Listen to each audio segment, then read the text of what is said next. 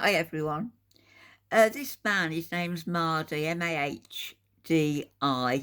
Tijani, and he comes on talking about all things Islamic, and he's quite outspoken. I thought this particular video would be appropriate, and he's talking about Muslim marriages and the way that some women actually like to almost wear the trousers in that marriage. You'll see. The background to this fella is he had 3 wives. I'm not sure whether he's still got 3 or whether he's got 4. I don't know what happened. First wife he married when he was 16, got 5 children with her. They'd lost 1 child by the time he was 22, but by the time he was 22, 23, 5 children.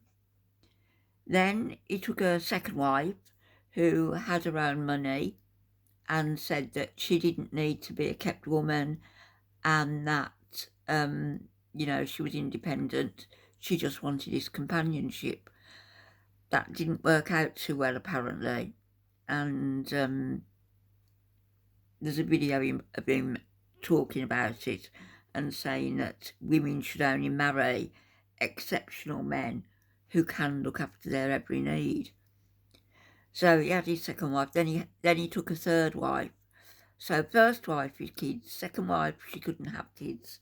Third wife, he wanted kids with. I'm not sure whether he's got children with her now.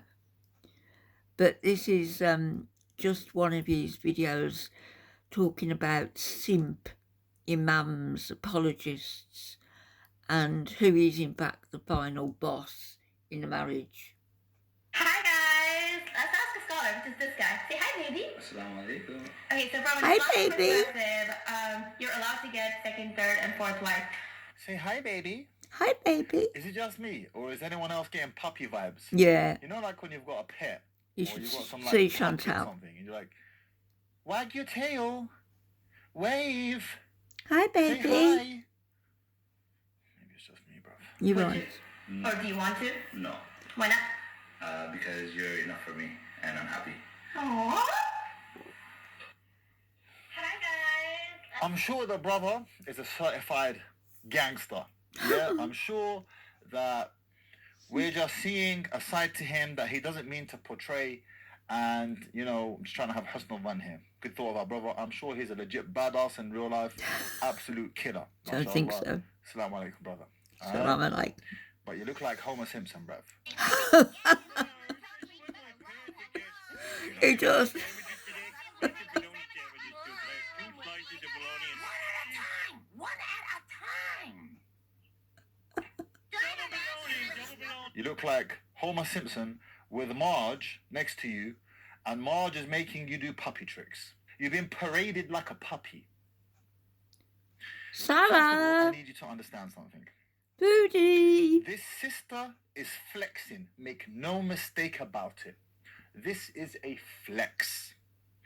The reason why she wants you to know that her husband doesn't want to get a second wife, supposedly, and I don't believe none of this, by the way, that's the second part of the discussion. We'll get to that in a moment. But the reason why she wants you to know that this is how her husband feels is because she's flexing on you and she's flexing on other women. And that flex is, I'm so good, my husband doesn't want to get another wife. By extension, the understanding and interpretation of this is, if your husband wants to get another wife, it's because you're not enough for him. His words, not mine. Why does he not want to get another wife? Because you're enough for me, and I'm happy. Aww. The understanding then is that I will only get another wife if you're not enough for me. Are you telling me the mothers of the believers, our mothers, the wives of the Prophet ﷺ, were not enough for the Messenger of Allah every time he married again? Are you telling me that the wives of the companions, every time their husband, one of the companions, took another wife, it's because one of those women were not enough for him? Be careful with these words, yani. It's very dangerous words. And I can tell you as a man that the love of one woman is more than enough. More than enough, the love of one woman. All right, being in love and loved by one woman, beautiful relationship, alhamdulillah, this is enough. But the sexual element, the intimacy element, unlimited number of women is not enough. Why is it? Why is it think that even in Jannah, in paradise, the Hur al-Ain will have them in plural form? The women of paradise will have them in plural, up to 72. Is one Hur not enough? Is it because one Hur is not enough? Or is it because this is the nature of man, to want and desire more? And by the way, if I'm not mistaken, put it, comment in the comment box below. The minimum number of wives a man will have in paradise is two. Up to 72. Which tells you what? That the default nature of man is to be polygynous. Any man who tells you otherwise is implementing the well-known, the ma'ruf, the insidious, sneaky futter strategy of which I have gone to ad nauseum on this channel. And in fact, I'll attach in the cards up here if you so want to watch that video. The only reason brothers come out like this, humiliate themselves in this way, and allow their wives to parade them like a puppy, and then say statements that no one really believes, and the women don't believe it either. The only reason why a man does this is if he thinks that he's punched above his weight in terms of the type of woman he has attracted. If he believes that this woman could have had another man that he perceives to be better than himself, an inferiority complex of sorts, it might not necessarily be true. It may be true as well, but it might not be true. But if he is punching above his weight, then he will go above and beyond to appease and please and say things that he believes, should have been a poet, Rev, that he believes will endear his wife to him even more. And then you have men like myself who will look my wife dead in the eye and tell her, Habibti, I love you, I care for you, and because of that, I'm going to care for your friends too. Oh, give the man a bloody medal!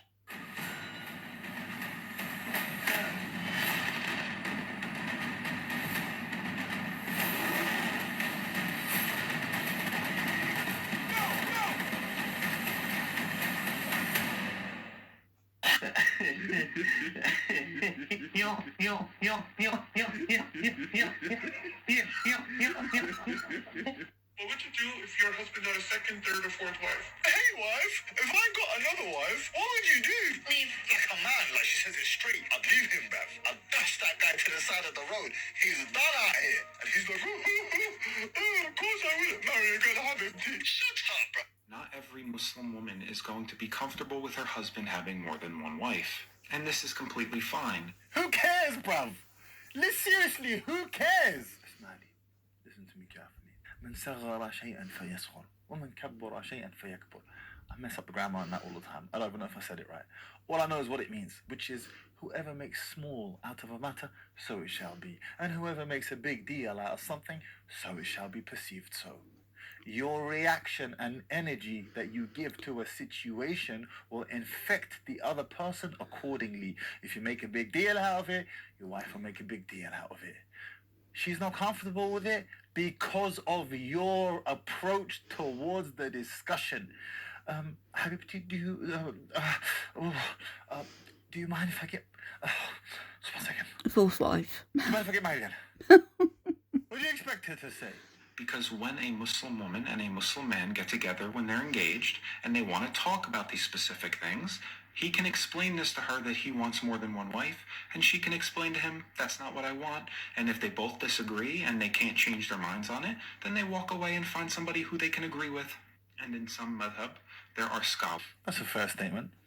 I see no issue with that. That's fair. In fact, I agree with that as well. You shouldn't try to hoodwink or fool a woman into marrying you on the premise that you won't marry again, but then marry again afterwards anyway. This is actually cowardly. Scholars that will say that a woman could put a stipulation in the marriage to say that if a man goes to have more than one wife, she can divorce him and he can have that wife, but she will leave. If she is following the scholar opinions of that specific madhab. Yes, this is a scholarly opinion as That's well. happened to one of the princes in Saudi, I believe. Barricade yourself into a corner with disagreement. You might feel in the moment that, yes, I never want to marry again. She is my life. Noor hayati, qalbi, qalbi. She's the only one you want. And then you get married and that postnut clarity hits home hard and then it's all good. And you're like, right, man's ready, bruv. I mean, man's ready for the next one. So don't do that to yourself because you don't know what you don't know.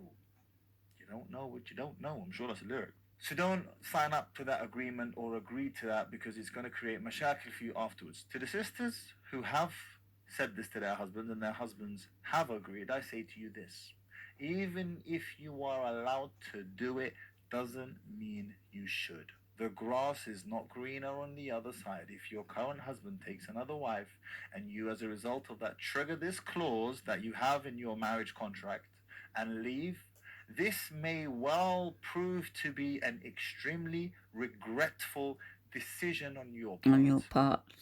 You're older, you've got a couple of kids, you're fatter, and you've pruned out a little bit. The wrinkles are starting to show. Is this really a smart decision? Is he really that bad of a man? You'll be left without a man, in other words. How tough the situation is for you until you leave. At which point, that man probably won't want you back in the first place. It's a man's world in Islam. Probably won't want you back. And then you live a life like some of my exes of eternal misery and remorse and regret. How many has he got? Don't give it to yourself. That agrees with You must have stipulations of 4. marriage. That's it. There's no problem with this. And not every Muslim man wants 4 wives. This is not an obligation upon men. It's not. If you can't deal justly between all of these wives, then you should only have 1 wife. And what about a Muslim man who isn't even consistent with the deen? Someone who can't even pray 5 times a day. Someone who struggles to pray 5 times a day. And you think you can have more than 1 wife? You think you deserve more than 1 wife? You aren't even consistent with the deen. How can you be consistent with 4 women? Sometimes I see comments online. So I've heard the backstory on this brother. I remember this brother from a few years back. He used to, a couple of years back, I'm not too sure how long ago now, during lockdown, he reacted to a few of my videos. And anyway, somebody from my team, my social media team, gave me the backstory on this brother. And during lockdown, he was creating videos defending Muslims as a non-Muslim himself. Then he embraced Islam.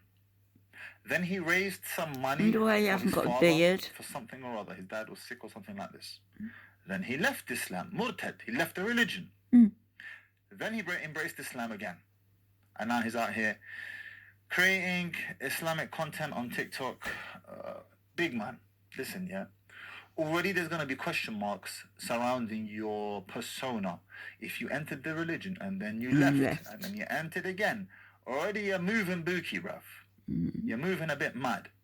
So I would say to the brother, absorb, listen. But to have an entire channel dedicated to Islamic content, actually the name of his channel is Islamically Correct.